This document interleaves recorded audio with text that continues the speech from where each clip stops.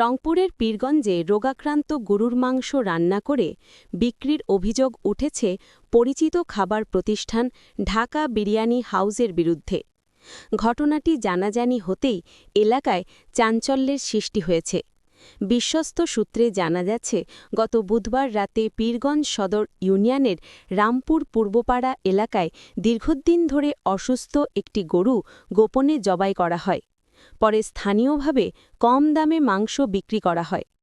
এ সময় ঢাকা বিরিয়ানি হাউস কম দামে মাংস পাওয়ায় প্রায় ৩৮ কেজি মাংস ক্রয় করে, কিন্তু রান্নার পর মাংসে দুর্গন্ধ ও অস্বাভাবিক অবস্থা দেখা দিলে স্থানীয়দের সন্দেহ হয়।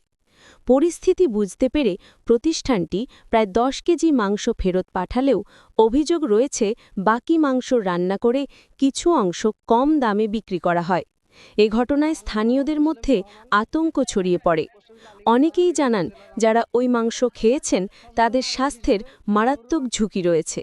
এদিকে সচেতন মহল প্রশাসনের তড়িৎ পদক্ষেপ কামনা করেছেন, যাতে ভবিষ্যতে কোনো প্রতিষ্ঠান এ ধরনের অনৈতিক ও বিপজ্জনক কর্মকাণ্ডে জড়িত না হয়।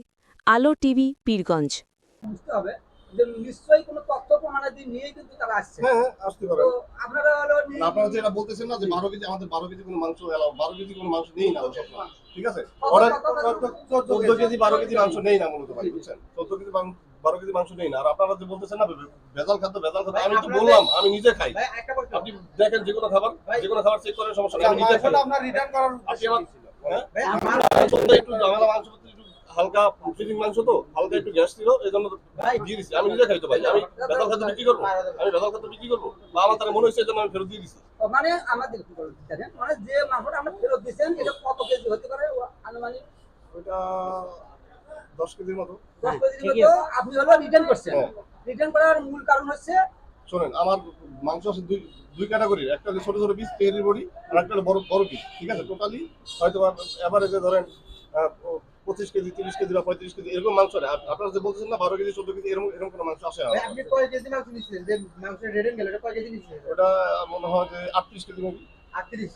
তাহলে আপনি 8 কেজি বাদে মানে 8 কেজি আমি বললাম না যেটা বডি মাংস ছোট পিস। ঠিক আছে? ওইটা সমস্যা হইছে বলে ওইটা কেজি মতো কয় কেজির ব্যাগ দিবেন সেটা বলেন।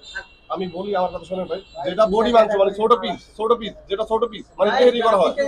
আমার কথা শোনেন ভাইয়া, যেটা ছোট পিস মানে ছোট বডি যেটা তেহরি করা হয়, ওইটা সমস্যা হয়েছে, ওটা বিদায় ওটা ফেরত দিয়ে দিছি।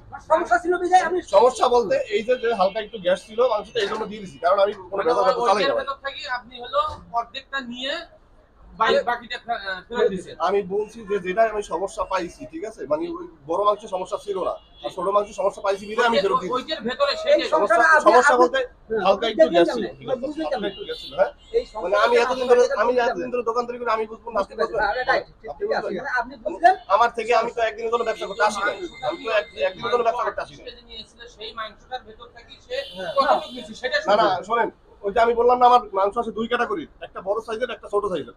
ছোট সাইজের যে মাংসের সমস্যা ছিল এই জন্যই ওইটা ফেরত দিয়েছি। আপনি মাংস নিছেন, তার মধ্যে আপনি হলো রিটার্ন করছেন হলো 12 কেজি।